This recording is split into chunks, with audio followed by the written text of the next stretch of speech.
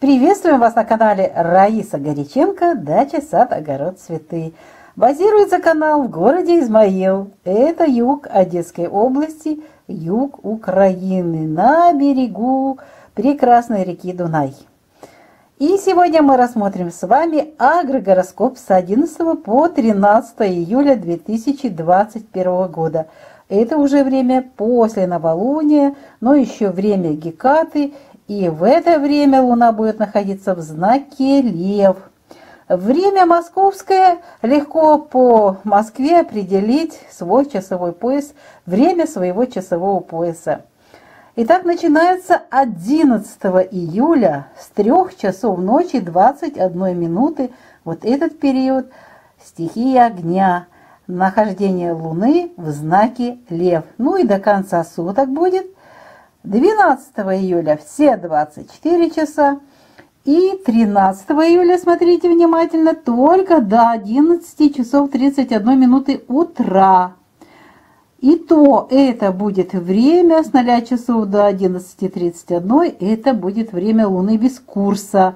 А это значит, что ничего не предпринимаем в это время, потому что Луна без курса, спящая Луна, ни к чему хорошему не приводит. И продуктивное время уже 13-го будет в знаке Дева после 12 часов.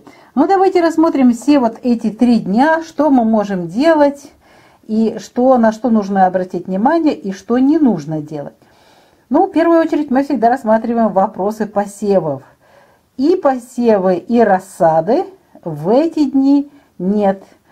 Посевы нельзя сеять, это время Гекаты после новолуния. Здесь то же самое во Льве, тем более, и Геката, и Луна без курса не сеем. И нету посевов и в это время, в Деве. Просто-напросто это еще время не подходящее для посевов. Чуть-чуть позже, уже после 12 часов, можно будет уже об этом говорить. Но пока мы оставим этот вопрос. Мы закрываем его словом «нет» красным. Ну и рассада, конечно. Рассада во Льве не высаживается, потому что очень маленькие корни, тем более, что это время черной луны. А вот уже в Деве, то есть уже после 12 часов 13-го, только после 12 часов можно высаживать рассаду цветов. Следующий очень важный пункт и такие важные работы. Я еще тоже планирую на этот день кое-какие обрезки в саду. В садовые работы обрезаем садовые растения. Именно в этот период, еще период новолуния, очень хорошо. И знак стихии огня. Ранки засыхают быстро, растения быстро адаптируются. И уже потом позже нельзя будет в Деве. Нельзя кроме черенков ничего резать. И далее уже растущая луна, там под вопросом эти вот обрезки. Так что будьте внимательны. Если что не завершили в Близнецах перед новолунием, завершайте во Льве обрезку садовых растений. Прищипку, просто надрез. Ну вот все, что вы делаете, или санитарную обрезку после каких-то погодных влияний, можно вот это делать. Итак, это мы делаем и 11 весь день практически, и 12 июля. А вот 13 июля уже после 12 часов, прошу обратить внимание, обрезку не делаем, но единственное, что принимается Девой, это нарезка черенков и укоренение сразу же этих же черенков. Садовых, цветочных растений, декоративных, абсолютно всех растений очень хорошо идет укоренение, тем более уже растущая луна в знаке Дева. Вот это, видите, отличие у нас из этих 3 дней. Ну вот можно подготовиться и сделать эту работу уже 13-го. Зеленые операции. Снова же у нас будет различие. Зеленые операции приветствуются во Льве на овощных и цветочных растениях. И это можно будет делать 11 и 12. А вот 13 зеленые операции в Деве нельзя. Здесь пишем красным «нет». Пожалуйста, заметьте себе это. очень быстро заражаются различными заболеваниями. Будьте внимательны, берегите свои растения. Следующее очень важное дело, которое мы можем рассмотреть в эти дни, это обработки против болезней. Против болезней и вредителей, и это огненная стихия, поэтому биопрепараты, химические фунгициды не используем. Биопрепараты, настои трав, чеснока, вот различные вот эти препараты используем.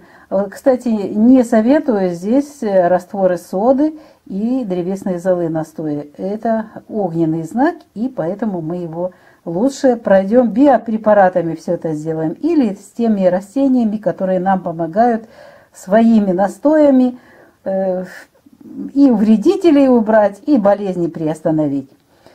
Вот это у нас такие задачи на 3 дня, и это мы выполним, все у нас получится. А теперь поговорим о заготовках на зиму.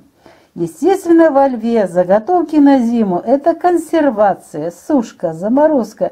Приготовление на зиму впрок, пожалуйста, делайте это во льве.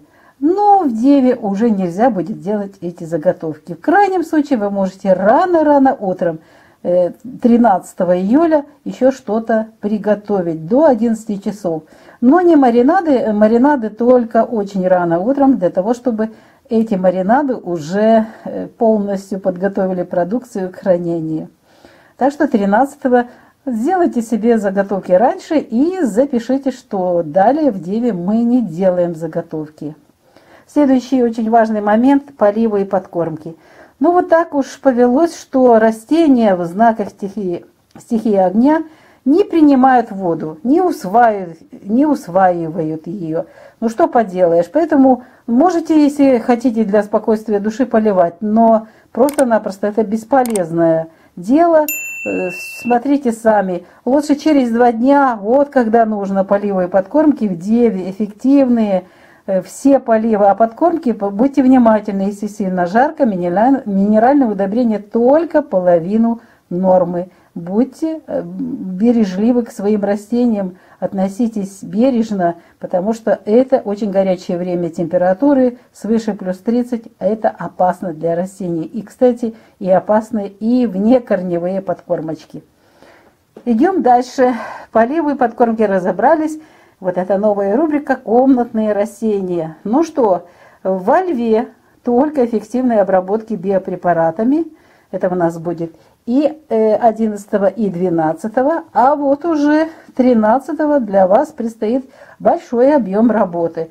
Это и поливы, и подкормочки. Вспомните, что жара также одинакова, что для растений в саду или на грядке, точно так же и для комнатных растений. Можно нарезать черенки, укоренять черенки, защищать растения. Практически вот это размножение сейчас различных растений, это очень хорошо произойдет и хорошо укоренятся. Дева любит это дело. Ну вот такие дела. Все время меня спрашивают, когда проводить прополку сорняков, рыхлить почву. Можно в любой день. Не ждите, пока сорняки зарастут. Делайте это всегда. Только появляется возможность, обязательно просапку делайте, но в любой день сейчас корни везде и всюду в земле, поэтому делайте вот эту просапочку, вспушивание земли на глубину не более 3 сантиметров. Давайте воздух своим растениям, корням и проводите вот эти работы вот таким образом. Ну что ж, Раиса Горяченко, Александр Волик подготовили для вас сегодня агрогороскоп с 11 по 13 июля 2021 года по вашим же просьбам. Если вам это полезно, делитесь этим видео своими друзьями, своими знакомыми. Пусть у них тоже все получается, и они получат хороший результат и подготовятся хорошо к зимовке 2022 года. Всего вам самого доброго, до новых встреч на нашем канале.